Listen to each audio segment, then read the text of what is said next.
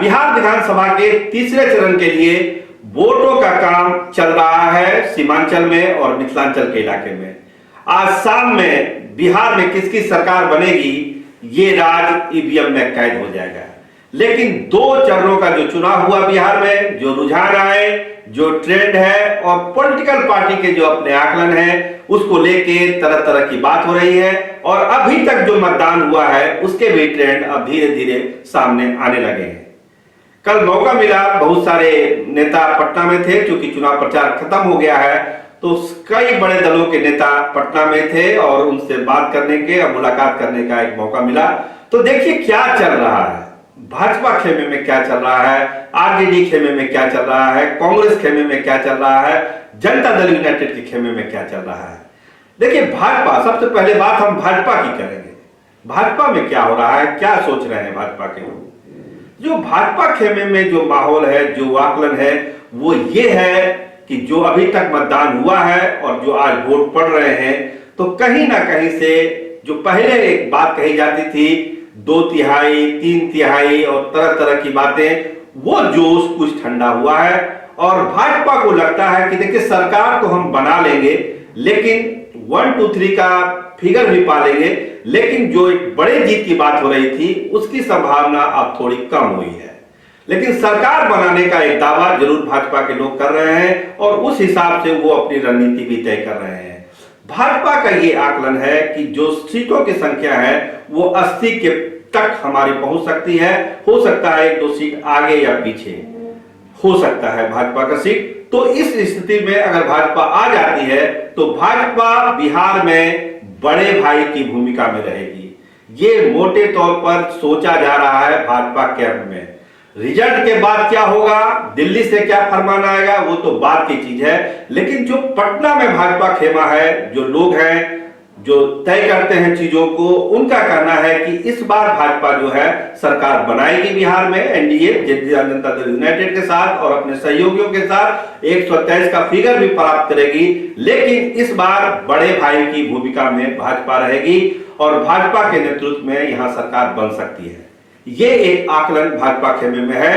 तो कौन होगा बड़े भाई के का नेता, कौन होगा नेतृत्वकर्ता, तो कुछ नाम भी सब सामने आने लगे हैं। भाजपा खेमे में आप जाएंगे उस कोर कमेटी में तो कुछ नाम की भी अब चर्चा शुरू हुई है, जिसमें सबसे बड़ा नाम आता है रविशंकर प्रसाद का, दूसरा नाम है राजकुमार सिंह का और तीसरा नाम है नित्यानंद राय का। इन 3 नामों की चर्चा अब भाजपा खेमे में होने लगी है, क्योंकि भाजपा ये मान के चल रही है कि 80 के आसपास उसको सीट आ जाएगी। हो सकता है वो ज्यादा हो, लेकिन जो निष्पक्ष लोग हैं वो कहते हैं कि ये संख्या जो है 70, 72 मतलब 65 से 70 के आसपास भाजपा सीट ला सकती है। लेकिन भाजपा का अपना आकलन 80 प्लस का है और 70 से 80 में ज्यादा भाजपा नेताओं में सहमति है कि वो संख्या आ सकती है। कुछ भाजपा नेता 80 प्लस की भी बात कर रहे हैं।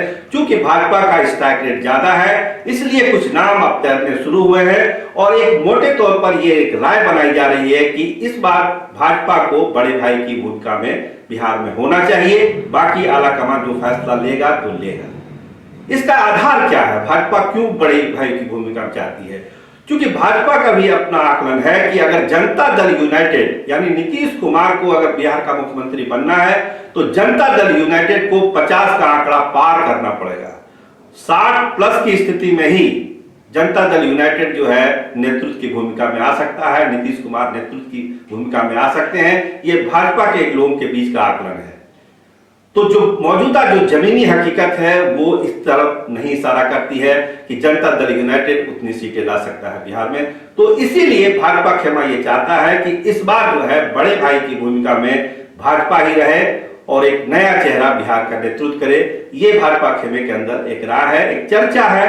अब क्या होगा ये तो भाजपा आला कमान तय करता है और 10 के जब नतीजे आएंगे उसके बाद पता चलेगा। लेकिन एक मोटे तौर पर इस तरह की चर्चा, इस तरह की विचार, इस तरह का अटकल लगना अब शुरू हो गया है भाजपा खेमे में। राजद और कांग्रेस के खेमे में क्या हो रहा है, देखिए ये दोनों खेमे में जब आप जाएंगे तो वहां पर एक इत्मीनान का भाव है कि हम बहुमत से सरकार बना रहे हैं।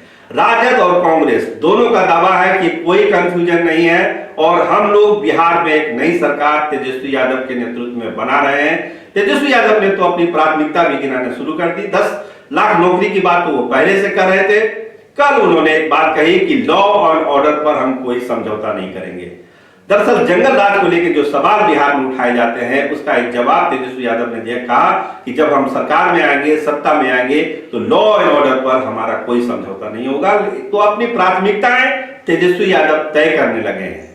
कांग्रेस खेमे में जाएंगे तो वहां क्या हो रहा है, वहां पर विभागों का बंटवारा शुरू हुआ है कि फला विभाग हम लेंगे, फला विभाग हम लेंगे, राजद से इन विभागों की मांग होगी।